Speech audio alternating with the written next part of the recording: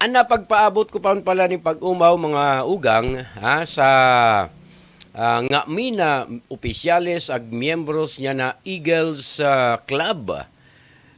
Itbog Eagles Club didi sa na banwaan sa liderato ni Kuya Van Layosa ninhuli sa matrayumpong selebrasyon niya na sa kandang ikaprimerong anibersaryo bilang chapter Eagles didi sa na banwaan na ginibo kaso Marso 25 sa iraram adipong Eagles mga ugang sa iraram din niya na Mount Asog Eagles Club na nakabase dyan sa siyudad ning Iriga.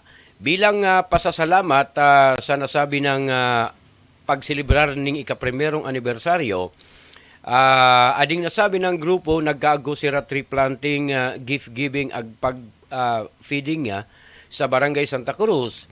Nakinsari mga ugang pinagpartisiparan adi niya na mga miyembro sa kapartner ana usad man na aktibong organisasyon sa buhi na amuan na guardian sa o ading PGBI. And syempre, ayan congratulations.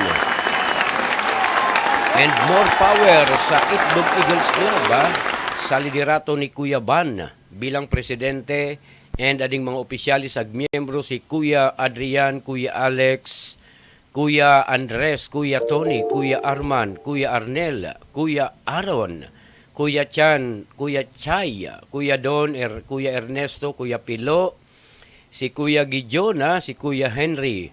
Uy, kumusta daw si Kuya Pilo, And Kuya Hercel, Kuya Hernick, Kuya Jan, Kuya Joshua, Kuya Juan, si Kuya Kim, Kuya Norman, Kuya Philip, Kuya Popoy, Kuya Raynor, Kuya Ricky, Kuya Ryan, and Kuya Andoy, nasibot-sibot nguan ninhuli sa pinagigibungan ng mga kabuhi na okasyon dyan nguan sa buhi social terrace. And of course, gusto taman paabutan ng good luck sa enterong Itbog Eagles Club.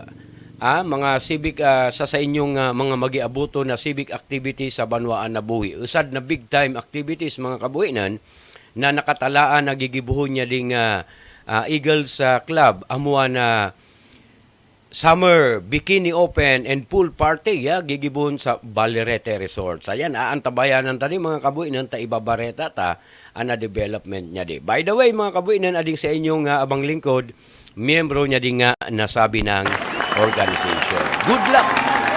Good luck man sa Buhi Rescue Team na nagraduar nguan ago mga bagong miyembro ago sira okasyon dyan sa Buhi Social Terrace. Okay, update naman mga kabuinan sa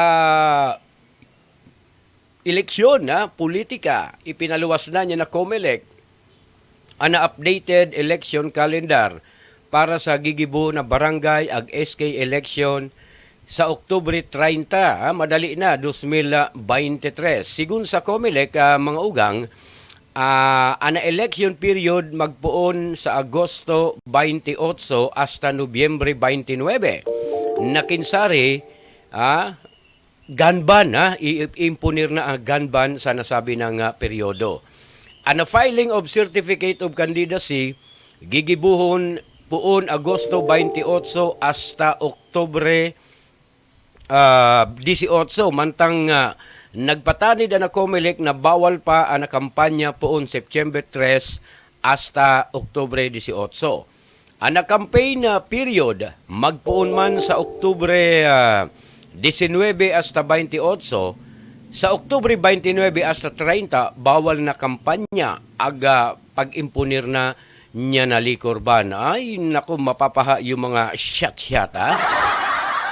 Ana election sa Oktubre 30 ag ana ultimo aldaw sa pag-file niya na statement of contribution expenses wading piba anong sose mga ugang gigibuhon sa Nobyembre 29. Ayan ayan yung mga kandidato magkisi-kisi na madali na baga. Kinta na mga kabuinon July yung early filing kaya lang ipinag-oktaba din niya COMELEC sa usad na resolution ninhuli sa reklamo ning nagkakapirang grupo mapapaamay-amay kuno politika. Di sa buhi da man problema Tadidi sa buhi mga ugang, everyday is politics. Ayan. Ni eleksyon pa sana mga kabuinan ang napiusipan ang nasusunod na eleksyon. Ayan. Only in buhi, everyday is election. Okay. And of course, mga kabuinan, congratulations man kay former Municipal Councilor Mirna San Francisco Imperial sa Sangguniang Bayan 2019-2022. And of course, kay Vice Mayor Jofred Balagot and Secretary Bert Muranya. And siyempre sa sakon mga kabuinan. Ninhulita, pasado na on review, nya nasangguni ang panlalawigan of Camarines Sur, anabuhi Environmental Code. Napinanday naman ni Mading Mirna, kaso nagtalikod na sanggunian bilang si Mading Mirna author, agading sa inyong abang lingkod, co-author. Adi kaso nakaaging sanggunian bayan. Sa wakas mga ugang, agkunalay aggiya anasa tena banwaan, para masusteniran ana lake buhi ag ana bastanteng recursos naturales nya na sa tena banwaan. Kumusta ba di Kumusta ag si padi ag mga taga Barangay Santa Clara uno daw di si Mading Mirna magbalik gay di sa susunod na eleksyon.